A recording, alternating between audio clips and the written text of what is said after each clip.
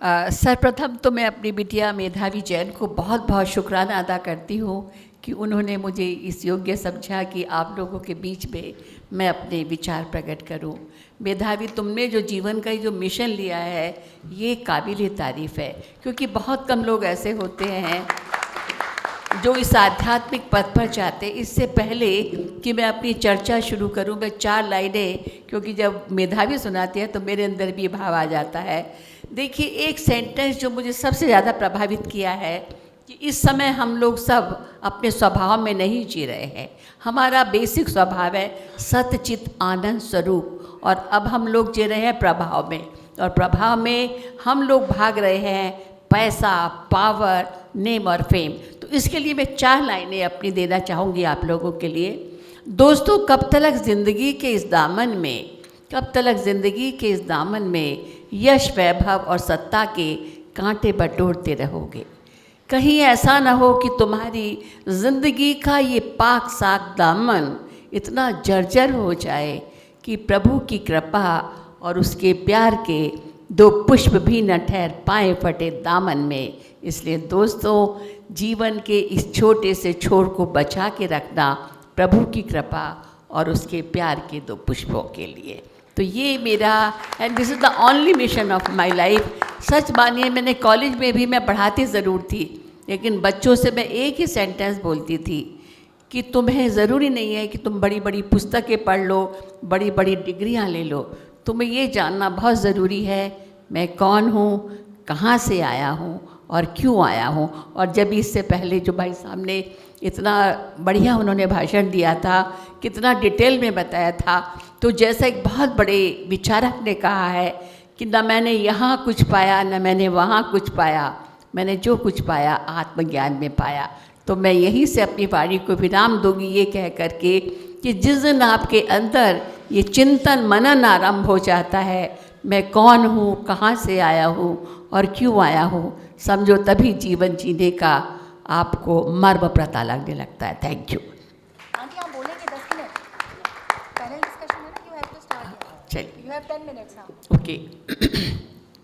देखिए, आजकल मैं काम कर रही हूँ और वो उस पर काम है कि मनुष्य एक विवेकशील प्राणी है। और वो सेंटेंस जब मैंने पढ़ा था कि जब मनुष्य को अपने विवेक के सदुपयोग करने की कला आ जाती है, विवेक को सदुपयोग करने की कला का मतलब ये होता है कि उस विवेक का, उस विजडम का जब हम अच्छे कार्यों के लिए प्रयोग करते हैं तो आप देखिए हम जीवन का, सुंदर जीवन का निर्माण कर लेते हैं। आज हमें चारों तरफ जो परेशानी का कारण है उसका सबसे बड़ा कारण यही है कि हम अपने विवेक का सदुपयोग नहीं कर रहे हैं। And I am sorry to tell you, एक चीज़ मैं आपको बता रही हूँ कि कहीं ना कहीं मुझे याद है एक बार ऑथर गिल्ड्स ऑफ इंडिया की मीटिंग में आई मेट एक बहुत ही बुज़ुर्ग से सज्जन थे। मैंने उनसे कहा, अंकल कोई बहुत पुरानी बात है, अब तो हम भी बुज़ुर्ग हो गए हैं। तो उन्होंने कहा कि, मैंने कहा सर कोई अच्छा सा हमें मैसेज दीजिएगा। उन्होंने बस 1-2 शब्द बोले थे कि बेटा ज़िंदगी में अपनी सहजता और सरलता बनाए रखना।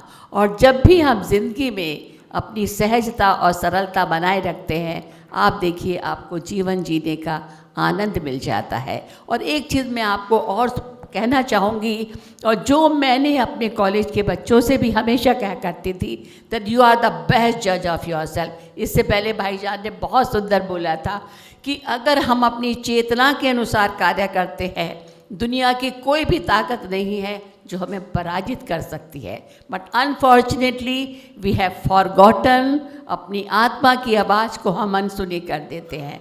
तो एक छोटी सी कविता जो मैंने कादम्बनी में जब मैंने लिख कर के भेजी थी, आपको विश्वास नहीं होगा कि उसका बहुत ज़्यादा मुझे प्रशंसा मिली, क्योंकि वो नारी वर्ग के ऊपर है। और मैं हमेशा कहती हूँ कि परिवार को बनाने में नारी का बहुत बड़ा योगदान होता है। जो नारी अवतार पैगंबर जनती है, जो शक्ति की प्रतिमा है, वो कभी कमज़ोर नहीं हो सकती है। तो ये छोटी सी कविता, क्योंकि माहौल भी है और आज मौका भी है, तो मैं आप लोगों के सामने प्रस्तुत करूँगी। इस कविता का शीर्षक है वो 4 लोग। वो 4 लोग। बचपन से सुनती रही अपनी माँ की ये सलाह, ये मत करो वो मत करो, वरना 4 लोग क्या कहेंगे। और उन 4 लोगों के भय के भूत से मैं अपने आप को ढालती रही, एक अच्छी बच्ची बनकर के इठलाती रही। जब यही इतिहास मैंने आज के माहौल में पली अपनी बिटिया के सामने दोहराया तो वो पूछ लगी, माँ कौन है वो 4 लोग, माँ कौन है वो 4 लोग। मुझे लगा किसी ने मेरी सोई हुई चेतना को जगा दिया। जैसे देखिए, माइंड के साथ साथ जब तक हमारी चेतना जागृत नहीं होती है तब तक हम जीवन का जो सार्थक तत्व है उसको नहीं जान सकते। तुलसीदास, कबीर, गौतम बुद्धा और महावीर, क्योंकि उनके अंदर चेतना जागृत हो गई थी। तो बिटिया ने पूछा, माँ क्या सोच रही हो, माँ क्या सुन रही हो। मुझे लगा जैसे किसी अंधेरी गली से मैं निकल आई उजाले में, और मैंने ये कहकर कि वो भय के 4 भूत कल तक जिंदा थे, आज वो मर गए हैं। तुम खुद अपना दर्पण हो, तुम खुद अपना पैमाना हो, और तुम्हें खुद ही तय करनी है ज़िंदगी की मंजिलें।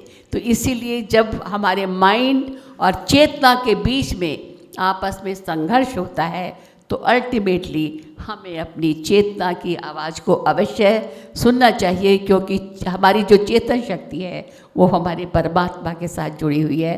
तो मैं हमेशा हर एक को यही मैसेज देती हूँ कि आप अपनी अंतर मन की आवाज़ ज़रूर सुनिएगा, क्योंकि अंतर मन की जो आवाज़ होती है वो अंतर आत्मा की आवाज़ होती है। लेकिन दुर्भाग्य ये है कि हम अंतर मन की आवाज़ को नहीं सुन पाते हैं। और मेधावी, I am really proud of you. कितनी छोटी सी उम्र में बच्चे, तुमने इतना बड़ा मिशन लिया है, उसके लिए मैं तुम्हें तहे दिल से बहुत बहुत बधाई भी देती हूँ और ईश्वर से प्रार्थना करती हूँ कि तुम बहुत आगे निकलो और तुम्हारा नाम हम भी कभी पढ़ें तो हमें इस बात का फ़क्र हो कि हमारी बिटिया ने इस तरह का एक महान कार्य किया था। Thank you so much. Thank you, ma'am. And I'd like to start with thanking Medhavi ji for inviting me over here, and to all the panelists before me and after me for being a part of this program. आज का जो topic है हमारा बड़ा special topic है mind के ऊपर, जिसमें हम लोगों को डॉक्टर संचित जी ने बड़ा अच्छे से समझाया कि माइंड के डिफरेंट लेयर्स जो होती हैं, कॉन्शियस, सब कॉन्शियस और अनकॉन्शियस के बारे में। मैं थोड़ा जैनिज़्म के साथ में इसको लेके जाना चाहता हूँ और आप लोगों से कहना चाहता हूँ कि ये तीनों लेयर्स जैन धर्म के अंदर जो फिलॉसफी है उसके अंदर बताई हुई हैं। इसके अलावा एक और लेयर है जिसके बारे में बात करने के लिए आज आया हूँ, जिसको मैंने नाम दिया है last mind. Last mind is like कि अगर कॉन्शियस, सबकॉन्शियस और अनकॉन्शियस एक बिल्डिंग है, 3 फ्लोर्स हैं उसके, तो ये जो लास्ट माइंड है ये उसकी बेसमेंट है। It's the very fundamental of the building of mind. Last mind के बिना माइंड शायद एग्जिस्ट ही नहीं करेगा। तो this is a big statement which I am saying कि भाई साइंस के ऊपर कुछ चीज़ मेंशन की हुई है जैन धर्म के अंदर। तो when I make this claim I must substantiate it with the source of the claim. तो मैं अपनी टॉक को 3 पार्ट्स में डिवाइड करूँगा। पहले मैं उस सोर्स के बारे में बात करूँगा जहाँ पर इस लास्ट माइंड के बारे में, आखिरी चित्त के बारे में वर्णन किया हुआ है जैन धर्म में। फिर उसके बाद मैं एग्जाम्पल्स लूँगा जहाँ पर इस लास्ट माइंड को मैनिफेस्ट होते हुए हम लोगों ने देखा है, हमारे शास्त्रों में से, अध्यात्म से, आगमों में से। और फिर आखिरी में हम लोग इसको, जो लास्ट माइंड है, इसको लॉजिकली एनालाइज करेंगे, क्योंकि जस्ट बिकॉज किसी धर्मशास्त्र में कुछ लिखा हुआ है और धर्मशास्त्र में एग्जाम्पल भी दिए हुए हैं उसके, डजेंट मीन कि हम लोगों को मानना चाहिए उस बात को। हर चीज़ को साइंटिफिकली एनालाइज करना चाहिए। ये हमारे जैन धर्म का मूल सिद्धांत है। इसको हम लोग श्रद्धान बोलते हैं जैन धर्म के अंदर। तो आखिरी में हम लोग श्रद्धान करेंगे इस लास्ट माइंड के ऊपर कि ऐसा क्यों होता है और क्या वजह से होता है। तो टू स्टार्ट विद सोर्स जो है इसका ये है जैन फिलॉसफी ऑफ गुणस्थान, जिसके ऊपर मैंने बुक लिखी है। और ये बेसिकली वो स्टेप्स हैं जो एक जीव, एक इंसान जब अध्यात्म की ऊंचाइयों पर उठता है तो जिन जिन अवस्थाओं से वो गुजरता है उसको 14 गुणस्थानों में विभाजित किया गया है।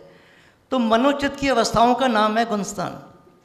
उसके अंदर हम लोग देखते हैं कि जब इंसान 6वें पायदान पे पहुंचता है तो वहाँ पर वो एक मुनि बन जाता है। जब वो मुनि बनता है तो वो अपने असूल लेता है, कुछ नियम लेता है, महाव्रतों का धारण करता है। तो उस अवस्था में वो कॉन्शियसली अपने सारे महाव्रतों का पालन करता है। लेकिन भगवान ऐसा कहते हैं कि सब कॉन्शियसली मैनिफेस्ट और अनमैनिफेस्ट फॉर्म में उससे त्रुटियां हो जाती हैं, उससे भूल हो जाती है। तो यहाँ भगवान किस चीज़ की बात कर रहे हैं कि भाई कॉन्शियसली तो उसने अपने मन को साध लिया, लेकिन अभी सब कॉन्शियस और अनकॉन्शियस में मन सदा नहीं है उसका अब तक। तो ये मेंशन है 6वें गुणस्थान में, जिसका नाम है प्रमद विरक्त। फिर उसके बाद जब वो थोड़ा और अध्यात्म में आगे बढ़ता है तो 7वें गुणस्थान में जब वो आता है तो भगवान कहते हैं कि अब वो अपने सब कॉन्शियस को भी जीत लेता है। अब उससे कोई गलती नहीं होती अपने महाव्रत पालन करने में।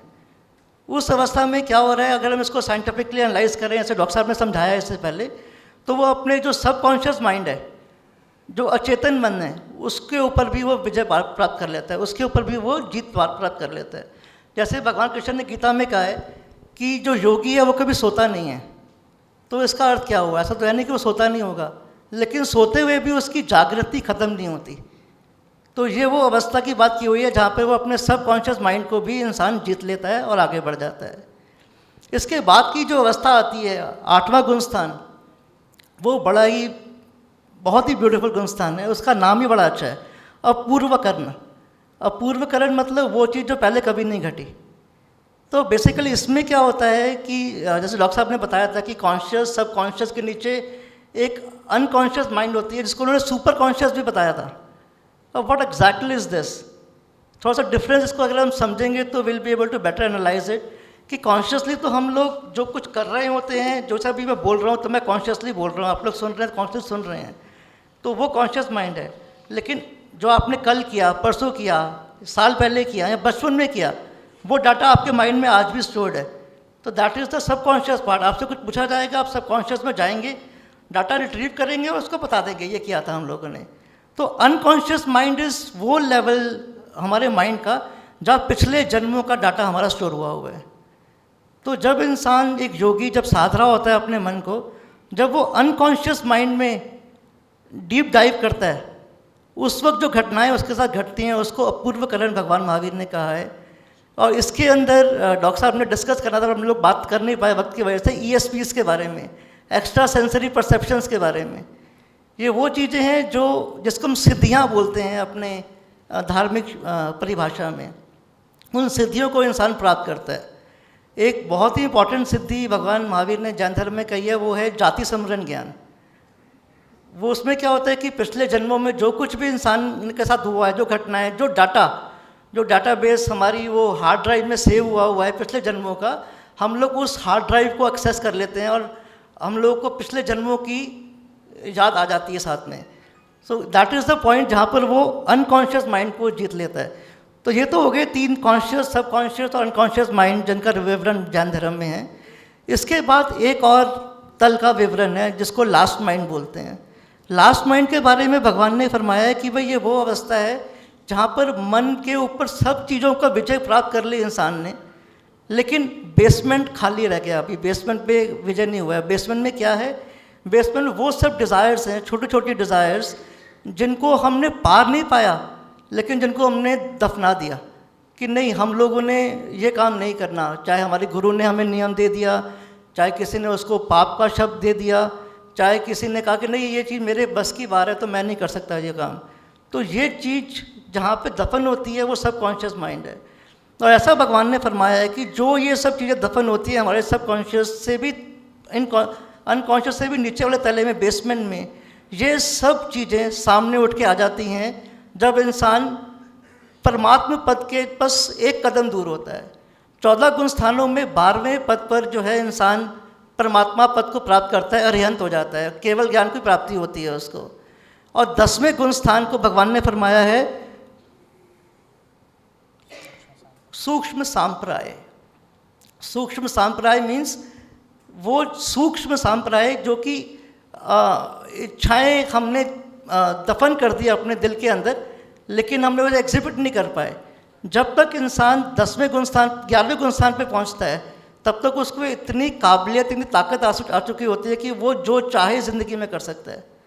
अब इसको हम आगे बाद में डिस्कस करेंगे, लॉजिकल एक्सप्लेनेशन करेंगे क्यों ऐसा होता है। लेकिन ये एक अवस्था जो भगवान ने बताई है 11वें गुण स्थान की, इसको हम लोगों ने लास्ट माइंड नाम दिया है मैंने अपनी बुक के अंदर।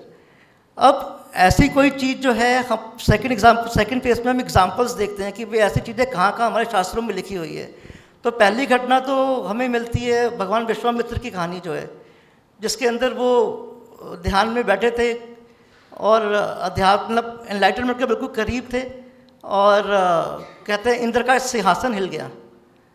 अब सिंहासन क्यों हिल गया उनका, कि इंद्र ने कहा कि ये इतना पावरफुल हो गया कि मेरी गद्दी ना पकड़ ले, मेरी गद्दी ना मांग ले, कहीं अपने ये इच्छा ना कर ले और मुझे राजपाट छोड़ना पड़े अपना। तो उन्होंने अपना षड्यंत्र रचा और उनको वापस संसार के मार्गों में ले आए। ऐसी कहानी क्रिश्चियनिटी में भी आती है कि जब जीसस बिल्कुल ज्ञान के पास में थे तो सैटन आया। सैटन ने उन्हें बड़ा बहलाया फुसलाया कि भाई तू वापस संसार में आ जा, तेरे को मैं पूरे संसार का राजपाट दे दूंगा। पर जीसस मूव्ड ऑन, जीसस बहलावे में नहीं आए और वो क्राइस्ट हो गए। और ऐसी सिमिलर कहानी हमारे पास आती है बौद्ध धर्म के अंदर, जिसके अंदर फिर जब भगवान बुद्ध अपने आखिरी अवस्था में थे ज्ञान से पहले, तो फिर वही अप्सराएं आई, उन्हें रिझाने की कोशिश कर रही हैं। जब वो नहीं हुआ तो मारा एक शैतान का स्वरूप है बौद्ध धर्म में, वो आया, उसने बहलाने फुसलाने की कोशिश की, भाई तू मेरे से बच नहीं सकता। तो ये सब एग्जाम्पल्स हैं हमारे पास कि भाई हाँ, जो ये 11वें गुण स्थान में भगवान ने फरमाया है वो एक्चुअल में घटित होता है जब इंसान अध्यात्म की ऊंचाइयों को छूने वाला होता है। तो these are the examples from our annals. और ये फिलॉसफी तो जैन है, लेकिन एग्जाम्पल मैंने आपको क्रिश्चियनिटी से भी दिए, सनातन हिंदुइज्म में से भी दिए, बौद्ध धर्म में से भी दिए। तो दिस एक्सप्लेन्स कि भाई हाँ, जो बात कही गई है लास्ट माइंड के बारे में, वो उसके बारे में सिमिलर रेफरेंसेस और रिलीजन्स में भी मिल रहे हैं कि हाँ ऐसी कोई चीज़ घटती है। अब लास्ट एंड फाइनल स्टेप की ऐसा होता क्यों है, वाई इज़ इट? 12वें गुण स्थान पे इंसान एनलाइटन हो जाता है, वो अरिहंत हो जाता है, वो बुद्ध हो जाता है, और 11वें गुण स्थान पे घटना घट रही है सिर्फ एक स्टेप पहले। इससे पहले वो कॉन्शियस, सब कॉन्शियस और अनकॉन्शियस सारे मनों के तलों को पार कर चुका है, जीत चुका है। उसके बाद भी इतना सब पार एक्सीलेंस योगी होने के बाद भी सिद्धियों को वो प्राप्त कर चुका है, फिर भी ऐसा क्यों घटा कि भाई वो छोटी छोटी चीज़ें जो डिज़ायर्स उसके मन में थी वो आकर उसको वापस फंसा सकती है संसार के राह के अंदर। तो ये एक्सप्लेन इस तरह करते हैं, डॉक्टर साहब ने समझाया कि हम लोगों का सिर्फ 5% माइंड कॉन्शियस माइंड है और 95% माइंड जो है वो अनकॉन्शियस, सबकॉन्शियस वाले तले में आता है। तो जस्ट इमेजिन कोई सुपर कंप्यूटर है जिसके अंदर से फॉर एग्जांपल सिर्फ 5 एनवीडिया की चिप्स लगी हैं, और एक सुपर कंप्यूटर में 100 एनवीडिया की चिप्स लगी हैं, लगातार काम कर रही हैं। आजकल एआई का ज़माना है, सारा एनवीडिया की चिप्स की कहानी है। तो कौन से वाला कंप्यूटर ज़्यादा पावरफुल हो जाएगा? जिसके अंदर 100 चिप्स 100% प्रोसेसिंग कर रही हैं, डाटा प्रोसेस कर रही हैं और काम कर रही हैं। तो वही जब माइंड अपना, कब योगी अपना कॉन्शियस, सब कॉन्शियस, अनकॉन्शियस मन को जीत लेता है, तो उसने पूरा समझ लीजिए अपना ऑलमोस्ट 100% जो मेंटल पावर्स हैं, न्यूरॉन्स हैं, उनके ऊपर विजय प्राप्त कर ली है। तो अब वो इस अवस्था के ऊपर पहुंच गया है कि वो जो चाहे वो कर सकता है। And there are many examples of this in science. एक बड़ा अच्छा एग्जांपल मुझे मिलता है अपना वॉल्फ मेसिंग का। वॉल्फ मेसिंग के बारे में अगर आप लोगों ने नहीं सुना तो he was a man, Einstein के बहुत अच्छे दोस्त थे। आइंस्टाइन को भी समझ नहीं आया कि वो क्या करते हैं, कैसे करते हैं, लेकिन वो जो कहता था वो हो जाता था। He would say it and things would happen in a way कि भाई हाँ ऐसा ही हो रहा है। इसका कितना अच्छा एग्जाम्पल आया था कि एक बार उसके ऊपर, वो ज्यू था तो उसको जर्मनी छोड़ना पड़ा कि भाई, क्योंकि वो ज्यूस के खिलाफ था हिटलर। तो he went to Russia to Stalin की शरण दे दो मुझे। अब स्टालिन वॉज एन एथीस्ट, वो तो इन सब सुपरनेचुरल पावर्स को मानता ही नहीं था बिल्कुल भी। उसने कहा कि भाई नहीं, मैंने तुम्हें रखूँगा यहाँ पर। लेकिन ही सेड कि नहीं, मेरे पास ऐसी पावर्स हैं कि भाई तुम उसके ऊपर साइंटिफिक रिसर्च करो। तो उसको एक एग्जाम्पल, उसको एक टास्क दिया गया। उसको बोला कि बेटी तू बैंक में जा और बैंक से 1 मिलियन रूबल निकाल के लेके आ, बिना चेक के, बिना किसी चीज़ के। ऐसा ठीक है, ओके। वो गया बैंक में, एक कागज का टुकड़ा लेके गया अपने साथ में बैंक में। मैनेजर को जाके बोलता कि भाई मैनेजर साहब मुझे 1 लाख रूबल चाहिए। मैनेजर ने चेक देखा, उसको वेरीफाई किया, साइन किया और 1 लाख रूबल उसको दे दिए। और वो वापस गया केजीबी के पास कि ये लो जी पैसे। जस्ट एक सिंपल कागज दिखाकर ही was able to project to the bank manager कि ये जो है 1 लाख रूबल का चेक है, and we could take the drive the currency out of the bank. KGB वापस बैंक में गई, उसको बोलती रूबल लेके उसके बाद कि बैंक साहब मैंने कहा आपने ये दिए हैं पैसे, किस चेक के अगेंस्ट दिए हैं? तो मैनेजर ने चेक बाहर निकाला, उसने कागज का टुकड़ा ही है, तो उसको हार्ट अटैक आ गया वहीं पर मैनेजर को। And this is a real story. तो जो मेंटल अवस्थाएं हैं हम, वो कितनी पावरफुल हो सकती हैं इंसान की, ये एग्जाम्पल बताता है। वो कोई जैन नहीं था, कोई बहुत धार्मिक इंसान भी नहीं था, लेकिन वो was born with this ESPs, extra sensory perceptions. तो ये अवस्थाएं जब इंसान की 11वें गुणस्थान में होती हैं तो इतनी कैपेबिलिटी उसको होती है कि मैं जो चाहूँ वो कर सकता हूँ। तो जो सब डिज़ायर्स हमारे दिल में दबी रह जाती हैं, हमारे आत्मिक साइकिल में जितने भी जन्मों में हमने जिए हैं, वो इस वक्त सब खड़ी हो जाती है कि अब मौका है, अब तू जो चाहे वो कर सकता है, तो कर ले। और भगवान महावीर कहते हैं कि जब ये अवस्था आती है तो इंसान का कोई बचने का तरीका नहीं है, he has to fall back. जो क्राइस्ट के साथ हुआ, जो बुद्ध के साथ हुआ, वो एक्सेप्शंस थे, लेकिन इन जनरल कोई इंसान जो 11वें गुण स्थान पे कदम रख दे, he has to fall back. Last mind से कोई एस्केप नहीं है। तो माइंड हमारा दोस्त है या दुश्मन है, या आप लोग खुद डिसाइड कीजिए। लेकिन भगवान ने एक बात और बहुत अच्छी बोली, उन्होंने, समय हो गया, चलिए लास्ट तक बस क्लोज करता हूँ। उन्होंने एक बात बहुत अच्छी बोली कि जो इंसान अपनी इच्छाओं को बेसमेंट में दफन नहीं करते, जो उपशम का मार्ग नहीं लेते, जो क्षपक का मार्ग लेते हैं, जो ट्रांसेंड कर जाते हैं डिज़ायर्स को, जो कहते हैं कि ये डिज़ायर मेरी टाइम, मेरे एफर्ट्स के वर्थ नहीं है, उन इंसानों की बेसमेंट खाली होती है। और जब वो पहुंचते हैं 10वें गुण स्थान पर, तो 11वें में आते ही नहीं, लास्ट माइंड में आते ही नहीं, सीधा कूद मारकर 12वें में पहुंचकर परमात्मा पद को प्राप्त करते हैं। तो ये लास्ट माइंड था जैन धर्म के हिसाब से। होप आप लोगों को मज़ा आया सुन के। Thank you so much.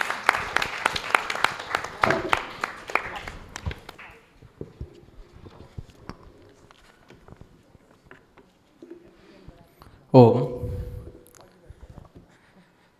सर्वप्रथमतया तो मैं आदरणीय डॉक्टर श्री मेधावी जी का धन्यवाद करना चाहता हूं कि उन्होंने इस एकेडमिक इवेंट में मुझे सौभाग्य दिया बोलने का, अपनी बात रखने का। मैं यही कहना चाहता हूं मेधावी जी के सम्मान में दो लाइन कि ज़िंदगी वो नहीं है, ज़िंदगी वो नहीं है जो अपने लिए जी जाए, ज़िंदगी वो नहीं है जो अपने लिए जी जाए, ज़िंदगी तो वह है जो दूसरों के लिए जी जाए, ज़िंदगी तो वह है जो दूसरों के लिए जी जाए। वास्तविकता में आप देखिए कितने लोग हैं जो इस तरीके के विजडम को सबके सामने लाने का प्रयास करते हैं। मेधावी जी वही कार्य कर रही हैं काफ़ी वर्षों से। एक तो पुस्तकों के माध्यम से अपना ज्ञान समक्ष सबके साथ पास पहुंच पा रहा है, उसके बाद ये इवेंट देखिए कितने लोग इससे आकर्षित होते हैं। अगर मान लीजिए 100 लोग इवेंट में आए, 50 लोग इवेंट में आए, अगर 40 लोग, 20 लोग, 10 लोगों का भी हृदय परिवर्तन हो गया या उनको कुछ अंतरंग में आ गया ज्ञान, तो सोचिए कितनी बड़ी बात है। मतलब अन्न अगर अपन ने किसी को खिलाया तो क्षण मात्र की तृप्ति हुई, लेकिन अगर ज्ञान किसी को खिला दिया, ज्ञान किसी को दे दिया, तो देखिए कितना उसका आनंद है, हमेशा आता रहता है। और वो एक ज्ञान का बीज इतना बढ़ता जाता है, इतना बढ़ता जाता है कि बट वृक्ष हो जाता है। तो इसके लिए मैं पुनः उनका धन्यवाद करना चाहता हूँ। ऐसे ही आप कार्य करती रहें, शतायु हों और निरंतर ऐसा ही ज्ञान वर्धन हम सबका होता रहे आपके इवेंट के माध्यम से। तो ये तो आपके लिए। अब मैं अपनी बात प्रारंभ करूँगा, समय बहुत कम है। मन पर अपन चर्चा कर रहे हैं। अब देखिए मन के बारे में एक कहावत सुना करते हैं कि मौसम का ढंग, गिरगिट का रंग और आदमी का मन, ये तीन चीज़ें कब बदल जाएं कोई पता नहीं। अभी मौसम ऐसा हो रहा, हो सकता बारिश आ जाए भोजन के समय तक। तो ये तीन चीज़ें अर्थात मन की गति का पता लगाना मुश्किल है। हम मन की गति का पता लगा ही नहीं सकते। दुनिया में जितने भी वेपन हैं, जितनी भी डिवाइस हैं, सबका पता लगाया जा सकता है। ये रॉकेट इतनी गति से जा रहा है, ये वेपन इतनी गति से जा रहा है, लेकिन मन की गति का पता लगाना नामुमकिन है। ये सबसे पहले अपने मन में धारणा बना लीजिए। क्योंकि अभी डॉक्टर संचेती जी ने बताया कि हमारे मन में एक दिन में 60,000 विचार आते हैं। सोचिए 60,000 विचार तो कहाँ है, मतलब हम सोच नहीं पा रहे हैं। इतने सारे विचार मन में आते हैं। तो सबसे पहले ये मानना होगा कि मन तो जो है कैसा है, उसके बारे में हम अंदाजा ही लगा सकते हैं, लेकिन हम उसकी गति का पता नहीं लगा सकते हैं, क्योंकि मन बहुत तीव्र गति से भागता है। यहाँ से बैठे बैठे प्रेजेंट बॉडी अपसेट माइंड, हम यहाँ से बैठे बैठे घर का सोच रहे हो कब घर पहुँचे हैं, यहाँ से बैठे बैठे हम अमेरिका की यात्रा कर सकते हैं मन के माध्यम से, सब हो सकता है। जितना समय में एक फ्लाइट पहुँचेगी उतने में तो हमारा मन पहुँच करके देख करके आ जाएगा कि स्टैच्यू ऑफ यूनिटी अमेरिका में है। तो कहने का तात्पर्य यह है कि मन इतनी तीव्र गति से चलता है। सभी दर्शनों ने मन को एक मत से स्वीकार किया, ऐसा कोई दर्शन नहीं है जो मन को ना मानता हो। इतना जरूर है, कोई मन को इंद्रिय के रूप में मानता है, कोई अन्य रूप में मानता है, लेकिन मन को सब मानते हैं। हर दर्शन ये कहता है कि कोई ऐसी वस्तु तो है जो हमें बोध करा रही है, और वो क्या है, वो मन है। वस्तुतः मैं संस्कृत का विद्यार्थी हूं, तो मैं बताना चाहूंगा कि मन शब्द जो है मुख्यतया मनस शब्द इसका प्रातिपदिक है, मतलब मनस शब्द है, और इसके कई अर्थ दिए हैं डिक्शनरी में, कम से कम 10 से 12 अर्थ दिए हैं। मैं सब तो नहीं बताऊंगा, समय नहीं, लेकिन मैं आपको बता दूं, मनस का मतलब है मन, जिसका मतलब है चेतना, मतलब एक ऐसा उपकरण जिसके द्वारा हमें क्या होता है, ज्ञेय पदार्थों को हम जानते हैं, उसका नाम मन है। एक ऐसी डिवाइस मान लीजिए आप कि एक ऐसा उपकरण है जिसके द्वारा ज्ञेय पदार्थों को जाना जा रहा है, क्योंकि जो ज्ञेय होगा वही जानने योग्य होगा। तो इस प्रकार से ये मन का मतलब है। तो ये मन एक ऐसी प्रकार की डिवाइस है, संज्ञान है, और एक प्रत्यक्ष ज्ञान भी हम इस मन को कह सकते हैं। वैदिक दर्शन में एक उपनिषद है कठोपनिषद, वहां पर उन्होंने कहा है इंद्रियेभ्या परा अल्था अर्थेभ्यश्च परः मनः मनसस्तु परः बुद्धि बुद्धेरात्मा महान परः। क्या कह रहे हैं वहां पर, ये कह रहे हैं उपनिषद में कि इंद्रियेभ्या परा अल्था, अर्थात इंद्रियों से बलवान क्या है, मतलब इंद्रियों से सूक्ष्म क्या है, इंद्रियों के विषय। जो पांचों इंद्रियों के विषय हैं वो इंद्रियों से भी सूक्ष्म हैं। और अर्थेभ्यः परः मनः, और जो पांचों इंद्रियों के विषय हैं उनसे सूक्ष्म है मन। और फिर कह रहे हैं मनसस्तु परः बुद्धि, और मन से जो सूक्ष्म है वो क्या है, हमारी बुद्धि। और बोले बुद्धेरात्मा महान परः, और बुद्धि से भी जो सूक्ष्म है वह क्या है, हमारी आत्मा है। तो इंद्रिय से सूक्ष्म हो गए क्या, इंद्रियों के विषय, इंद्रियों के विषयों से सूक्ष्म हो गया मन, मन से सूक्ष्म हो गई बुद्धि, और बुद्धि से सूक्ष्म हो गया आत्मा। तो इस तरीके से वैदिक दर्शन वाले ये मानते हैं कि इस तरीके से सबसे सूक्ष्म क्या है, हमारी आत्मा है। लेकिन इंद्रियों का तो फिर भी हमें प्रभाव दृष्टिगोचर होता है, इंद्रियों के विषय हमें अवलोकित किए जाते हैं, आते हैं समझ में। अगर कोई ठंडा अगर हमें टच करे तो हमें फील होता है। आप देखिए पांचों इंद्रियों के विषय हमारे लिए एक प्रकार से समझ में आते हैं, लेकिन मन का जो विषय है वो समझ में नहीं आता। तो मन क्या करता है, जितना भी हम जो कुछ करते हैं सोचते हैं वो सारा का सारा मन क्या करता है, इंद्रियों तक पहुंचाता है। फिर इंद्रियां उनका क्या करती हैं, उसमें से ग्रहण करती हैं। तो कहने का तात्पर्य यह है कि मन जो है इंद्रियों से सूक्ष्म है, ये हमें यहाँ पर मानना पड़ेगा, और वास्तविकता में है भी यही। तो मन की गति तीव्र गति है, मन के बारे में पता नहीं लगाया जा सकता, और मन इंद्रियों के विषयों से सूक्ष्म है, ये हमें यहाँ पर मान करके चलना पड़ेगा। अच्छा, बौद्ध दर्शन क्या कहता है, बौद्ध दर्शन कहता है, बौद्ध दर्शन का सर्व प्रसिद्ध ग्रंथ है धम्मपद। वहां पर उन्होंने एक गाथा कही है, वहां पर कहा है मनोपुब्बंगमा धम्मा मनोसेठा मनोमया मनसा चा पदुत्थेन भासति वा करोति वा ततो न दुखम अन्वेति चक्कम वा बहतो पदम। बौद्ध दर्शन वाले कह रहे हैं कि सारी की सारी अवस्थाएं, सारे के सारे धर्म जो हम विचार करते हैं वो सारी की सारी अवस्थाएं मन से उत्पन्न होती हैं। सारी की सारी अवस्थाएं, मन में कोई विचार आया ना तभी ना हमने कोई कार्य किया। तो उनका कहने का ये है कि सारी अवस्थाएं मन से होती हैं, और अगर हम कोई भी कार्य अप्रसन्न मन से करते हैं, दुखी मन से करते हैं, तो उन्होंने अंत में कह दिया ततो न दुखम अन्वेति, उन्होंने कह दिया चक्कम वा बहतो पदम। जिस प्रकार से बैलगाड़ी का चक्का, बैलगाड़ी का जो पहिया होता है वो उसी दिशा में चलता है जिस ओर बैल चलता है, तो बोले दुख भी उसी प्रकार से अनुसरण करते हैं जिस प्रकार से बैल जो क्या करता है, बैलगाड़ी का पहिया उसके साथ चलता है। अगर दुर्मन से करेंगे, और अंतमी गाथा में उन्होंने कह दिया कि अगर हम कोई कार्य, सारी अवस्थाएं मन से उत्पन्न हो गई, लेकिन अगर हम कोई कार्य करते हैं अच्छे मन से, तो बोले सुख हमारा वैसा ही अनुगमन करता है जैसा एक वृक्ष होता है, पथिक हो जाता है तो छाया उसका अनुगमन करती है। तो ये सारी की सारी दोनों कॉन्सेप्ट हमें समझना होगा।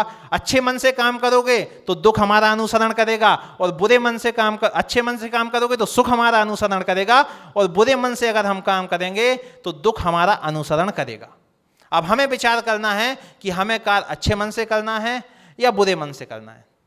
मसला ये नहीं है कि मन सोचता है, मन में तो विचार आएंगे, बता दिया 60,000 विचार प्रतिदिन आ रहे हैं, लेकिन विचार आने के बाद रिएक्ट हम किस पे करते हैं ये हमारे हाथ में है। ये सभी शास्त्र कहते हैं, सभी दर्शन कहते हैं कि मन को बस में किया जा सकता है।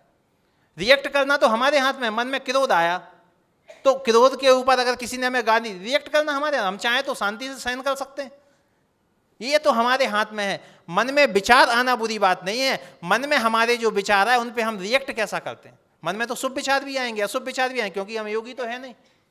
तो विचार सब प्रकार के आएंगे, लेकिन रिएक्ट हम किस पे करते हैं।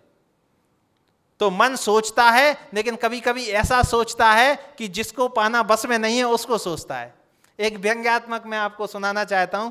एक बच्चा मंदिर में था और मंदिर में बैठा बैठा वो भगवान के पास बैठा था, हाथ जोड़ करके कह रहा था, भगवान भारत की राजधानी मुंबई को बना दो, भारत की राजधानी मुंबई को बना दो, भारत की राजधानी मुंबई को बना दो। तो एक व्यक्ति दर्शन करने आया, उसने उससे पूछा, क्यों भाई भारत की राजधानी मुंबई क्यों बोल रहे, भारत की राजधानी तो दिल्ली है। तो वो कह रहा कि भैया मैं आज पेपर में भारत की राजधानी मुंबई दिखाया, इसीलिए मैं चाहता हूं कि ऐसा हो जाए। तो मन सोच रहा है, ये दुख नहीं है, लेकिन क्या सोच रहा है जिसको हम पा नहीं पा रहे हैं। तो मन में विचार आना बुरी बात नहीं है, लेकिन विचार आने के बाद आप रिएक्ट किस पे करते हैं, सोचते किसको। क्योंकि आज देखिए, आज का जमाना किसका है, शॉर्ट्स का जमाना है। यूट्यूब पे शॉर्ट्स आ रहे हैं, इंस्टा पर रील्स आ रही है। 1 सेकंड में, 15 सेकंड में हमारे विचारों को कैसा कंट्रोल किया जा रहा है, आप विचार करिए। 1 मिनट में, ये 15 सेकंड में हमारे पास कोई रील्स आ गई पॉलिटिक्स से संबंधित, हमने वैसे विचार कर लिए। 15 सेकंड में कोई आ गई हमारी हेल्थ से संबंधित, हम वैसा सोचने लगे।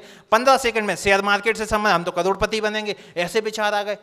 आप देखिए, मतलब हमारा मन, आज की बात कर रहा हूं मैं वर्तमान परिप्रेक्ष्य की, कि ऐसा हमारा माइंड बस में किया जा रहा है इतनी सी चीज से। तो कहने का तात्पर्य, अब आप देखें वो बुरा नहीं है, लेकिन आप हर 15 सेकंड पे रिएक्ट कर रहे हैं कि अब तो पॉलिटिशियन बनना है, अब तो ऐसा करना है। अरे क्या क्या करेंगे बताइए। तो देखना बुरा नहीं है, देखने के बाद आप रिएक्ट किस पे कर रहे हैं आप सोचिए।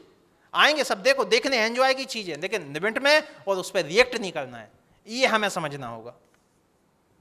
जैन दर्शन कहता है कि मन किसे कहते हैं, बोले नाना प्रकार के संकल्प और विकल्प जहां उत्पन्न होते हैं उसे मन कहते हैं।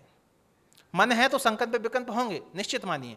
अब उन्होंने मन के वहां पर 2 भेद किए, द्रव्य मन और भाव मन। द्रव्य मन में उन्होंने कहा है कि जो 8 पंखुड़ी के आकार का, कमल के आकार का है, जो स्थित है, सूक्ष्म है, हमारे लिए दृष्टिगोचर नहीं है। और 1 मिनट में अपनी बात समाप्त करूंगा, समय हो रहा है, बोलना बहुत है।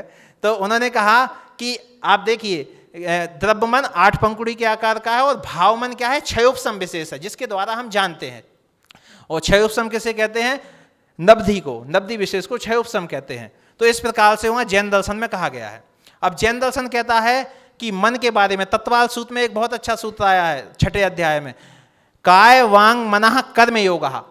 देखो, काय अर्थात शरीर, वचन अर्थात वांग अर्थात वचन, मन अर्थात मन। देखिए अपन क्या बोलते हैं, मन वचन काय से उत्तम क्षमा, बोलते हैं कि नहीं बोलते हैं। लेकिन यहाँ पर काय को सबसे पहले लिया और वचन को बाद में, फिर मन को लिया। क्यों? क्योंकि शरीर क्या करता है, शरीर से कम पाप होता है, उसके बाद सबसे ज्यादा पाप होता है वचन से, और सबसे ज्यादा अत्यधिक पाप होता है मन से। इसीलिए वहां पर मन को ज्यादा रखा, क्योंकि काय से हम 10 को मार सकते हैं, 50 को मार सकते हैं, 100 को मार सकते हैं, लेकिन मन से तो हम लाखों को मार सकते हैं, सोच करके, विचार करके। इसीलिए देखो, आचार्य उमा स्वामी महाराज कितनी बड़ी बात कह रहे हैं। इस सूत्र के ऊपर कई व्याख्या की जा सकती है कि सबसे आखिरी में मन को क्यों रखा, जबकि हम तो मन वचन काय बोल रहे हैं, काय वांग मना, उल्टा चले वो। ये कारण यही है। तो हमारे यहाँ पर इस तरीके से मन को सबसे ज्यादा बताया, बोले मन से सबसे ज्यादा आस्था होता है, मन से सबसे ज्यादा कर्मबंध होता है, मन से ही हम सबसे ज्यादा क्या करते हैं, हिंसा कर सकते हैं। तो इसीलिए सबसे पहले मन को काबू में रखो। अच्छा, हमारे यहाँ की पूजन पद्धति देख लीजिए, पूजन पद्धति में भी उन्होंने मन को काबू करने के लिए क्या क्या बताया। अब हम पढ़ते हैं, मुनि मन सम उज्ज्वल नीर। मुनि महाराज के मन के समान हमारा क्या चढ़ा रहे हैं, हम जन चढ़ा रहे हैं भगवान आपके समक्ष। आप देखिए कितनी बड़ी, मतलब मुनि महाराज का मन इतना पवित्र है कि हम उनके मन के पवित्र के समान जन चढ़ा रहे हैं। तो इस तरीके की कई सारी बातें हैं, कई सारा उन्होंने बताया है मन को कॉन्सेप्ट स्थिर करने के लिए। मन को अगर इतना वो बताया है कि भाई मन से सबसे ज़्यादा पाप होते हैं, तो उसकी स्थिरता के लिए बताएं। अपना टॉपिक है माइंड अवर फ्रेंड और एनिमी। मैं बिल्कुल कहूँगा माइंड अपना फ्रेंड भी है और शत्रु भी है। भगवत गीता में एक श्लोक आया है, बंधु लास्ट बोल दीजिए फटाफट। उद्धरेत आत्मना आत्मानम नात्मानम अवसादयेत आत्मैव ही आत्मनो बंधु आत्मैव रिपुरात्मनः। उन्होंने कहा व्यक्ति अपने द्वारा ही क्या करता है, अपना उद्धार करता है। अपने द्वारा ही अपना उद्धार करना चाहिए, अपने आप को अवसाद की ओर नहीं ले जाना चाहिए, क्योंकि हमारा मन, आत्मा ही अपना बंधु है। आत्मा को आप मन मान लीजिए, और आत्मा ही अपना शत्रु है। तो बिल्कुल सही टॉपिक रखा है डिस्कशन का कि माइंड ही हमारा शत्रु है और माइंड ही हमारा मित्र है। मैं ये पूरा दावे के साथ कह सकता हूँ, ये हमें मान करके चलना पड़ेगा। बहुत बहुत धन्यवाद। आई होप आपको समझ में आया होगा। बहुत बहुत धन्यवाद। बहुत अच्छा बोला मोहित आपने, बट वही टाइम शॉर्ट है। हम सबके पास बहुत कुछ होता है कहने के लिए। मुझे लगता है ऑडियंस में भी बहुत नॉलेजेबल लोग बैठे हैं, बट टाइम का थोड़ा सा ध्यान रखना ही पड़ता है। सॉरी टू डिस्टर्ब, आप बहुत अच्छा बोल रहे थे, बट एक मिनट थैंक यू। देखिए मैं बताऊं, पढ़ करके हम आते हैं समंदर भर, बूंद मतलब और सोचते हैं नदी भर, ठीक है ना। पढ़ करके आते हैं समंदर भर, नदी भर हमें याद होता है, और तालाब भर हम क्या कर पाते हैं, समझ पाते हैं, ठीक है ना। मतलब और उसके बाद क्या करते हैं, बाल्टी भर प्रस्तुत कर पाते हैं। तो कहने का तात्पर्य है पढ़ा बहुत जाता है सब कुछ, लेकिन वो समय की मर्यादा होती है। बहुत बहुत धन्यवाद। बहुत बढ़िया। आपके ह्यूमर ने थोड़ा सा सबको, कुछ कुछ लोगों को नींद आ रही थी, जगा दिया उनको।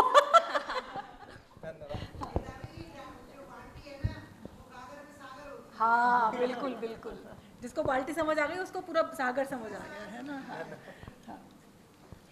Carry on. माइंड फ्रेंड और एनिमी।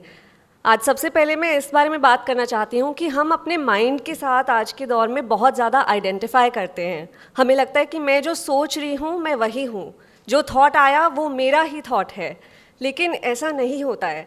हमें अपने माइंड के साथ डिटैच करना सीखना होगा। हमें स्पिरिचुअल स्कूल्स में, मेधावी जी की भी कई वीडियोस में इसकी बात करी गई है कि हमें एक सोल के साथ आइडेंटिफाई करना चाहिए, क्योंकि सोल उस माइंड को ऑब्जर्व करती है। योगा स्कूल में हमें एक स्टोरी सुनाई जाती थी कि जब हम सोते हैं रात को और कोई सपने नहीं आते, बहुत डीप स्लीप होती है, बॉडी रिलैक्स्ड होती है, माइंड रिलैक्स्ड होता है, तो कौन सुबह उठ के कहता है कि मैंने बहुत अच्छी नींद ली, क्योंकि माइंड तो एक्टिव नहीं था, बॉडी एक्टिव नहीं थी। वो हमारी सोल कहती है, सोल उस नींद को एक्सपीरियंस करती है। तो सब कुछ एसेंशियली सोल एक्सपीरियंस कर रही है, और माइंड को भी वो ऑब्जर्व कर सकती है। मेडिटेशन में भी हमें यही सिखाया जाता है कि बैठिए और अपने थॉट्स को ऑब्जर्व कीजिए, आने दीजिए, जो भी थॉट आ रहा है उसको आने दीजिए, उसे ऑब्जर्व कीजिए। जब हम वो करते हैं तो हम अपनी सोल के साथ आइडेंटिफाई करते हैं। तो मेडिटेशन के थ्रू ऑब्जर्वेशन हो रही है, वो ऑब्जर्वेशन गाइडेंस में भी बदल सकती है। जैसे जैसे ऑब्जर्व करेंगे तो आप अपने थॉट्स को गाइड भी करना शुरू कर सकते हैं, पर इसमें प्रैक्टिस लगती है, टाइम लगता है। अब आज के दौर में मैं न्यूज़ का काम करती हूँ, तो न्यूज़ में हम इंफॉर्मेशन भी शेयर करते हैं कि आप अपना टैक्स बचाइए, आप ये कल्चरल हिस्ट्री के बारे में कुछ सीखिए। तो लोग उस कंटेंट में ध्यान देते हैं, लेकिन जब हम कोई नेचुरल डिज़ास्टर की बात करते हैं, फ्लड्स की बात करते हैं, कोई बहुत बड़ा क्राइम हुआ है उसकी बात करते हैं, तो फटाफट लोग उसमें लाखों लोग एंगेज करना शुरू करते हैं। सब लोग दिन में एक बार न्यूज़ देखना चाहते हैं कि क्या हो रहा है, कुछ गलत तो नहीं हो गया है। नेगेटिविटी बहुत अट्रैक्टिव है, उसमें बहुत आकर्षण है, क्योंकि क्यों है ऐसा? जब आपको 5 कॉम्प्लीमेंट्स मिलते हैं तब आप 5 कॉम्प्लीमेंट्स पे फोकस नहीं करेंगे। एक ने आपको गलत चीज़ बोली, वो आपके मन में बैठ जाएगी। तो नेगेटिविटी बहुत पावरफुल होती है, लेकिन ऐसा इसलिए है क्योंकि इस नेगेटिविटी की पावर ने ही आज हमें यहाँ तक सर्वाइव करने में हेल्प किया है। जब हम प्री हिस्टोरिक टाइम्स में हंटर गैदरर्स थे, जब कुछ भी नहीं था, हमारा एवोल्यूशन शुरू ही हुआ था, तब फियर हमें सर्वाइव करने में हेल्प करता था कि सांप ने काट लिया तो मर जाओगे, तो सांप से डरना है। रात को एनिमल्स से प्रोटेक्शन चाहिए, इसलिए आग जलानी शुरू करी। तो उसी से हमारी इनोवेशंस हुई हैं, हमारी डिस्कवरीज हुई हैं। तो उसी फियर ने आज हमें इस मुकाम तक पहुंचाया है। लेकिन इतना ज़्यादा एवोल्यूशन हो चुका है अब कि जिस शेर से हम डरते थे, आज हम उसी शेर को पैसे देकर अपनी एन्जॉयमेंट के लिए, अपने फ़न के लिए देखने जाते हैं। तो इतना हम इवॉल्व कर चुके हैं, लेकिन माइंडसेट आज भी उसी फियर से चल रहा है काफ़ी लोगों के मन में। बहुत लोग हैं जो पॉजिटिविटी की तरफ शिफ्ट कर चुके हैं, लेकिन बहुत लोग हैं जो आज भी उस नेगेटिव फियर बेस्ड माइंडसेट से ही ज़िंदगी जी रहे हैं। तो ऐसे में क्या होता है, अब इतनी सेफ़ एनवायरनमेंट हमने बना ली है, गवर्नमेंट्स हैं, सारा सिस्टम है, लॉ एंड ऑर्डर है, तो हमने काफ़ी एक सेफ़ एनवायरनमेंट बना ली है अपने लिए। लेकिन उसमें हम ये फ़ियर फिर कहाँ चैनल करते हैं? अपनी सोशल इंटरैक्शंस में चैनल करते हैं कि किसी और की कोई अचीवमेंट हो गई तो हम अपनी अचीवमेंट्स गिनना शुरू कर देते हैं कि मैंने तो ऐसा कुछ नहीं किया। अपने आप को हम छोटा महसूस कराते हैं। फियर आपको इनसिक्योरिटी देता है, फियर आपको कहता है कि बहुत लैक है दुनिया में, उसको अपॉर्चुनिटी मिल गई तो अब बस तुम्हारे लिए कोई अपॉर्चुनिटी नहीं बचेगी। उसका कुछ अच्छा हो रहा है मतलब मेरा बुरा हो रहा है, लेकिन ऐसा नहीं है, इन्फिनिट अपॉर्चुनिटीज़ हैं। इसलिए हमें इस फियर बेस्ड कॉन्शियसनेस से अब छुटकारा चाहिए। अब सर्वाइवल हो चुका है, we need to start thriving as a society, so we need to move towards love consciousness, जहाँ पर हमें लगता है कि वाह उसको अपॉर्चुनिटी मिली तो मुझे भी मिल सकती है। किसी के साथ कुछ अच्छा हो रहा है तो हम उसकी हैप्पीनेस से अपने अंदर भी हैप्पीनेस जगाएं, वो लव कॉन्शियसनेस है। तो इसी चीज़ को हमें नोटिस करना है, ऑब्ज़र्व करना है और ये शिफ्ट लेकर आना है। बहुत लोग नेचुरली ऐसे मिलते भी हैं कि बड़े पॉजिटिव होते हैं, उनसे बात करके बहुत अच्छा लगता है क्योंकि वो ऑलरेडी उस कॉन्शियसनेस से जीवन जी रहे हैं। और सबसे इम्पॉर्टेंट चीज़ मैं कहूँगी कि प्लीज़ अपने माइंड के साथ थोड़ा टाइम स्पेंड कीजिए। कुछ लोग हैं जो कहते हैं कि मैं तो अकेले बैठ ही नहीं सकता, लेकिन अकेले बैठना और एक्टिवली अपने माइंड के साथ टाइम स्पेंड करना बहुत ज़रूरी है। ये नहीं कि अकेले बैठ के आप दूसरों के बारे में सोच रहे हैं या फिर कल परसों के बारे में सोच रहे हैं। अकेले बैठ के चिंतन कीजिए, आप अपने आप से बात कीजिए कि आज मेरा दिन कैसा था, मैंने आज क्या किया, ये करके अच्छा लगा तो ये कल भी करेंगे, ये करके बुरा लगा क्यों लगा, मैंने अपने आप को कंपेयर किया, ये नहीं करना है दोबारा। मैंने किसी को कुछ बोला था, उनकी शक्ल थोड़ी सी डाउन हो गई, शायद उन्हें बुरा लगा, मैं उन्हें कल सॉरी बोलूँगा। ये सेल्फ़ रिफ्लेक्शन बहुत ज़रूरी है। जब तक हम सेल्फ़ रिफ्लेक्शन नहीं करेंगे, अपने माइंड के साथ वो फ्रेंडशिप बिल्ड नहीं करेंगे, तो वो कुछ भी करेगा अपने मन से। तो हमें अपने माइंड के साथ ये रिश्ता बनाना है, ये फ्रेंडशिप बिल्ड करनी है, जहाँ हम उस फियर कॉन्शियसनेस से उस लव कॉन्शियसनेस की तरफ अपने आप को शिफ्ट करें। So please spend some time with your mind and it will definitely give you favorable thoughts and a reason to live a good life. Thank you. Wow, very short and crisp, but crisp. So thank you so much all the panelists. अभी मैं थोड़ा सा mind के बारे में मेरी understanding क्या है, मैं इस पर कुछ डेली लाइफ एग्जांपल्स लेना चाहूँगी। या बचपन से अब तक मैंने माइंड को जब समझा और जो नॉलेज की जर्नी गेन की है जर्नी में, उसके बाद जो मेरा इवोल्यूशन होने के बाद आज मैं किस मुकाम पर माइंड को देखती हूँ, उन दोनों को मैं कंपैरिजन करना चाहूँगी। और जैसा मन्नत ने कहा कि फ्रेंड और एनिमी, ये बात बिल्कुल सच है, सारे ही दर्शन इस बात को कहते हैं। तो जैसे जब मैं छोटी थी तो मैं बहुत गुस्से वाली हुआ करती थी, मेरी मॉम यहाँ बैठी है, इनको पता होगा, ठीक है, मतलब मुझे ये पता है मैं अंदर से बहुत कुड़ती थी, ऐसा मेरा बिहेवियर था। और मैं उस टाइम पे नोटिस कर पाती थी कि there is a deep connection between brain and my heart. So maybe अब हम बड़े होने के बाद ये सोच पाते हैं कि शायद वह मन है कि जो यहाँ दर्द होता है वो यहाँ पर भी महसूस होता है। तो जो ये कनेक्शन है, जो ये इनविजिबल तार है, ये मन है। मे बी साइंटिफिक टर्म में कुछ वाकई में कनेक्शन हो यहाँ से, तो ये मुझे लगता था। और अभी जब हमने कुछ स्क्रिप्चर्स का अध्ययन मैंने किया है, सोल साइंस स्क्रिप्चर मैंने अभी पढ़ा है हाल ही में, उसमें जो मैंने समझा है वो ये है कि mind is the closest ally of the soul. जैसा अभी मन्नत ने या बाकी लोगों ने भी पॉइंट आउट किया है कि राजा है, राजा अपनी प्रजा से डायरेक्ट डील नहीं करता है, मेन जो चाबी है वो राजा के हाथ में है, decision making, but raja has to enact through the mantri, जो उसका क्लोजेस्ट मंत्री है उससे, and that closest mantri is mind. उसके आगे के कैबिनेट मिनिस्टर्स हैं वो उसके सेंसेस हैं, और उसके आगे आती है प्रजा, जो हमारे हाथ हिलाने में या बाकी जो हम वार्तालाप कर रहे हैं उसमें एक्ट करती है। तो हमें ये हमेशा ध्यान रखना चाहिए कि जो अंतिम चाबी है वो राजा के हाथ में है।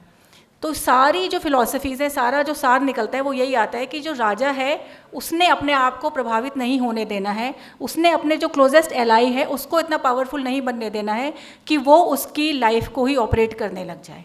तो यहाँ पे जब हम डिप्रेशन की या एंग्जाइटी की बात करते हैं तो जैसे जैसे स्पिरिचुअल एवोल्यूशन हमारा होता है तो वहाँ पे हम देखते हैं कि धीरे धीरे डिप्रेशन सेटल होने लगता है, because in the moments of meditation, in the moments of self reflection, we get to see what we really are. तो that is the soul king, that is the soul king which we have to access. तो अगर हम mind को, जब अब soul king के हाथ में चाबी है, जब वो अपने क्लोजेस्ट एलाई को सही सिग्नल देगा, सही ज्ञान देगा, तो वो बहुत अच्छे से काम करेगा। लेकिन अगर वो उसको कहेगा कि मेरे को कुछ लेना देना नहीं है मेरी प्रजा से, जो चल रहा है चल रहे हैं, तो भाई तुमने संभालना है संभाल लो। राजा के पास विजन है, उसके मंत्री के पास विजन नहीं है, तो वो क्या करेगा, धीरे धीरे खुद को मालिक समझना शुरू कर देगा और आपकी ज़िंदगी को नरक कर देगा और धीरे धीरे राजा को भी अपना गुलाम बना लेगा, अपने आप को ही वजूद में सर्वे सर्वा हो जाएगा। तो सारा जो स्पिरिचुअल उसका एसेंस समझते हैं, मैं आज तक यही समझी हूँ कि mind is the bridge between the soul and the senses. ये हमारी अपनी वो है। ऐसे ही माइंड जो है वो हमें रैशनल बीइंग बनाता है।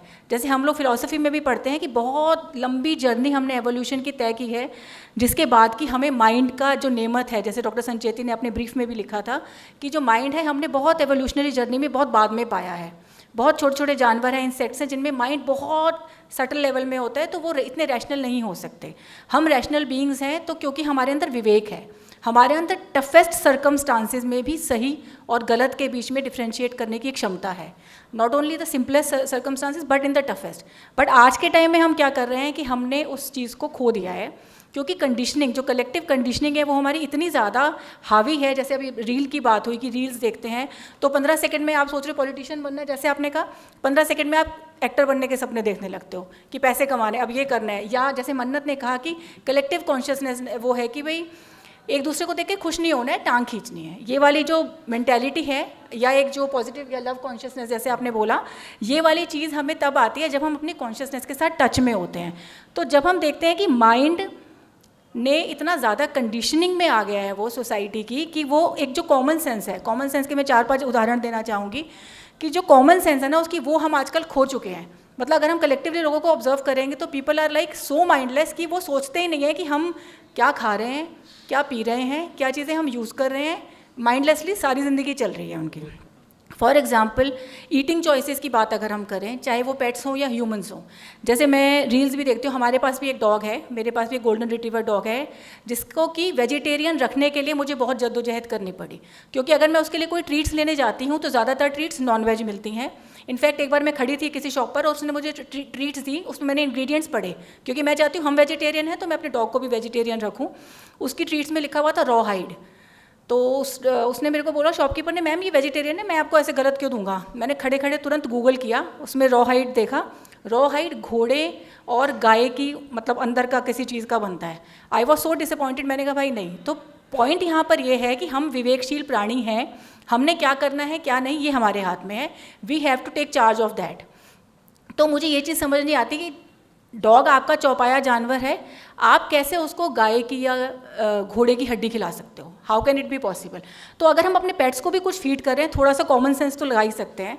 अगर आपको नॉनवेज खिलाना भी है तो एटलीस्ट उस जानवर का खिलाओ जो उससे लेस इवॉल्व है। I am not promoting non vegetarianism, but at least use some common sense. ऐसे ही एक आजकल बहुत चल रहा है रिड्यूस, रीयूज़ एंड रिसाइकिल। ये 3 टर्म्स ऐसे हैं जो विदेश से जब घूम कर आ गए हैं तो हम बहुत जय जयकार कर रहे हैं कि रिड्यूस करो चीज़ों को, उनको रीयूज़ करो, कि प्लास्टिक की थैली लाए हो तो रीयूज़ करो, या पजामा पुराना होगा तो उसका थैला बना लो, कोई भी कपड़ा फेंको मत, ये जो चीज़ें हैं। या रिसाइकिल। अरे भाई, भारतीय संस्कृति तो शुरू से इन्हीं चीज़ों में है। हमने बचपन से मिडिल क्लास फैमिली में हमारी अपब्रिंगिंग हुई है, हमारे घर में हमने इतना ज़्यादा हर चीज़ का सदुपयोग देखा है कि रिड्यूस, रीयूज़ और रिसाइकिल हम अपने घर में हमारे अंदर तक उसको हम प्रैक्टिकली अपना रखा है हमने ऑलरेडी।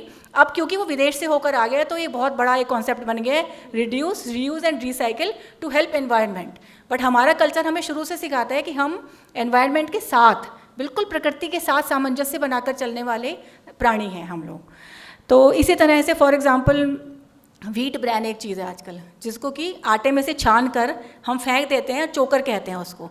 जब वो पैकेट में पैक होकर इंग्लिश भाषा में लिख कर आ गया व्हीट ब्रैन, तो वो हमें अच्छा लगने लग गया कि आटा गूंदो तो उसमें थोड़ा व्हीट ब्रैन डाल लो, आपकी रोटी अच्छी हो जाएगी। I mean this is so mindless कि आज के जो नए पढ़े हुए बच्चे हैं या न्यूक्लियर फैमिलीज़ में रह रहे हैं, जिन्होंने कभी इस तरह का कल्चर देखा नहीं है। So we should ask ourselves कि थोड़ा बुद्धि को जागृत करो, अपना मन का उपयोग करो, विवेकशील बनो। तो ऐसे ही मिलेट है, अब वो जौ है, कोई जौ बोलेगा तो क्या जौ क्या होता है, ये क्या होता है, हम नहीं खाते, बट मिलेट बोलोगे तो वो बहुत अच्छा लगेगा। ठीक है, ओट्स को हिंदी में जई कहते हैं, जब वो ओट्स का उपमा बनेगा तो बहुत अच्छा लगेगा, लेकिन जई का कुछ बना के खिला दोगे तो वो तुम्हें अच्छा नहीं लगेगा। सो दिस इज़ लाइक कि we should start accessing our the friendliness of our mind, कि हम रैशनल बीइंग्स हैं और हमें रैशनैलिटी का उपयोग करना चाहिए। So basically mind is that differentiates between the 3 dimensions of time। तो इसीलिए वो क्या करता है माइंड, एकार्ट टोले भी जैसा कहते हैं कि वो पास्ट में क्या हुआ था वो अपनी एक्सेस करता रहता है मेमोरीज़ की, मेरे साथ ये हुआ था, या भविष्य में कुछ चिंता है, कुछ इनसिक्योरिटीज़ है, इस दौरान वो अपने लिए एक पेन बॉडी एक्यूमुलेट कर लेता है, उसका अलग से वजूद होना शुरू हो जाता है। जैसे आजकल के टाइम में ऑरा रीडिंग भी करते हैं कि भाई एक व्यक्ति है जो दिख तो बहुत सही रहा है, बहुत अच्छा रहा है, लेकिन उसके साथ प्राणिक हीलिंग भी हमने एक बार कोर्स किया था कि उसका जो ऑरा है वो इतना डार्क है कि उसको देख के आपको लगेगा किसी क्रिमिनल का ऑरा है। इट मीन्स कि people are carrying so much baggage in them with themselves कि पता नहीं है कि बाहर से, इसलिए आजकल जो एंग्जाइटी है, सुसाइडल केसेस बढ़ रहे हैं, क्योंकि बच्चे उसके साथ आइडेंटिफाई कर रहे हैं कि that pain body is me. जैसे मन्नत ने अभी कहा कि पेन बॉडी से अलग हमने अपना वजूद देखना है, कि pen body is not me, not in any scenario, it can not be me, I am beyond that. तो मेरी जो एग्जिस्टेंस है वो उसके बाद शुरू होती है। तो अब अगर हम बात करते हैं कि रिलीजन और माइंड, तो आजकल के टाइम में जब हम देखते हैं कि जो जितने भी, नॉट ऑल, बहुत सारे, मेजॉरिटी ऑफ द धर्म गुरुज आर लाइक दैट कि जो माइंड से ऑपरेट करते हैं। तो वो माइंड से ऑपरेट करते हैं, तो जो आपको कोई भी ज्ञान हासिल करने के बाद अगर प्राइड की फीलिंग आती है, that is because you are under the influence of your mind, not the soul. तो जो भी गलत मैसेज दे रहा है कि आई एम द सुप्रीम, मेरा रिलीजन सबसे अच्छा है, तुम बेकार हो, जहाँ पर हम माइंड से ऑपरेट कर रहे हैं। क्योंकि जब आप रिलीजन का एसेंस समझ जाते हैं, that is the essence of the soul, तब आप कभी इस तरह की बात ही नहीं करेंगे कि मेरा धर्म ऊँचा है या तुम्हारा धर्म ऊँचा, because spirituality is beyond that. तो this is what I wanted to say. और इसके अलावा मैंने कुछ लोगों से बात सुना है कि हम तो हिमालय होकर आ गए, लोग ट्रैक पर जाते हैं आजकल, या कुछ बहुत सारे काम कर रहे हैं। तो ये देखते हैं कि करना क्या है, कि भाई हमने शांति चाहिए, बट जब आपको एक स्पिरिचुअलिटी का अनुभव हो जाता है, देन यू सी कि आप चाहे हिमालय हो जाओ, कहीं भी हो जाओ, जब तक आपने 100 से परिचय तो आपको यहाँ बैठे बैठे भी हो सकता है। जब तक वो नहीं होता, तब तक हमारी सारी जो विडंबनाएं हैं, कॉन्फ्लिक्ट्स हैं, डायलेमास हैं, वो सब हमारे क्या हैं, हमें परेशान करते ही रहते हैं। लेकिन जब यहाँ बैठे बैठे 100 से परिचय हो गया, उसी क्षण वो जो पेन बॉडी है वो डिज़ोल्व हो जाती है, and we can access the real self. So that's it from me. एक कविता मैं इस सेशन को कंक्लूड करते हुए सुनाना चाहूँगी। इसका शीर्षक है सम्यक्त्व का आभास। केवल शब्द रह गए, उनके अर्थ चले गए। सम्यक्त्व केवल थोथे दर्शन एवं विचारहीन आचारों में रम गया। मूल्यवान ज्ञान को पूर्णतः अनदेखा किया गया। महावीर चले गए, उनका नाम दुरुपयोग हेतु रह गया। ज्यों धर्म धर्म ना रहा, अधर्म में परिणत हो गया। मोक्ष मार्ग का डंका जोर शोर से बजता रहा, उस शोर में अंधा व्यापार चलता रहा। भयहीनता को धिक्कार भयवान बनाया गया, पृथकत्व को कुचल सब में मिलाया गया। घोर चेतना का जामा पहनाया गया, सही मार्ग के पथिक होने का ढोंग रचाया गया। कर्मों को काटने की शीघ्रता में अनंत कर्मों को अंतस पर सजाया गया। तिस पर अहिंसा प्रिय होने का गुमान, भीतर कुछ नहीं किंतु बाहर आडंबरों का घमासान। ज्ञानी भी जो निकले वे विद्वान न होकर घोर अनुकूलता की भेंट चढ़े। लकीर के फकीर रहे, जो रटाया गया उसे ही सही साबित करने का प्रयास करते रहे। यह गफलत सम्यक्त्व का आभास देती रही। चेतना जो पहले से ही सोई थी और अधिक अचल निद्रा में सोती रही, थैंक यू सो मच। अब मैं एंड में निर्मला आंटी से एक रिक्वेस्ट करना चाहूँगी कि वो बहुत अच्छा एक भजन गाती हैं, मन के ऊपर ही है। तो इस सेशन का अंत मैं चाहूँगी निर्मला आंटी आप उस भजन से करें। देखिए, पहले तो मेधावी मैं तुम्हें बहुत बहुत धन्यवाद देना चाहूँगी और बधाई देना चाहूँगी कि आज का सेशन बहुत बढ़िया रहा। कहते ना, मन के हारे हार है, मन के जीते जीत। और जिसने मन को जीत लिया, मैं तो उन संतों का दास जिन्होंने मन को साध लिया। तो एक छोटा सा भजन है और ये किताबों से नहीं आता है जब तक हम चिंतन मनन नहीं करते हैं। गौतम बुद्धा, महावीर, स्वामी सूरदास, उन्होंने चिंतन किया था। तो इसी से संबंधित ये एक भजन है। थैंक यू सो मच मेधावी, तुमने मुझे ये अवसर दिया कि मैं अपने भजन को आप लोगों के सामने प्रस्तुत करूं। मनन ऐसा करो मन में कि बन की मैल धुल जाए, करोड़ों जन्मों की सोई हुई आँखें ही खुल जाए। सुनो दो शब्द संतों के जो बैठे हैं सत्संग में, सरल हृदय करो इतना कि तन की सुध बिसर जाए। मनन ऐसा करो मन में कि मन की मैल धुल जाए। और ये बहुत ही खूबसूरत पंक्तियाँ हैं। अगर मन भागता देखो किसी इंद्री के द्वारे से, तो झटपट बंद कर लेना कहीं मन भाग ना जाए। तो झटपट बंद कर लेना कहीं मन भाग ना जाए। अगर मन भाग भी जाए तो सतगुरु की शरण लेना कि सच से भागता ये मन फिर सच ही में आ जाए। मनन ऐसा करो मन में कि मन की मैल धुल जाए। करोड़ों जन्मों के संचित करम पल भर में जल जाए।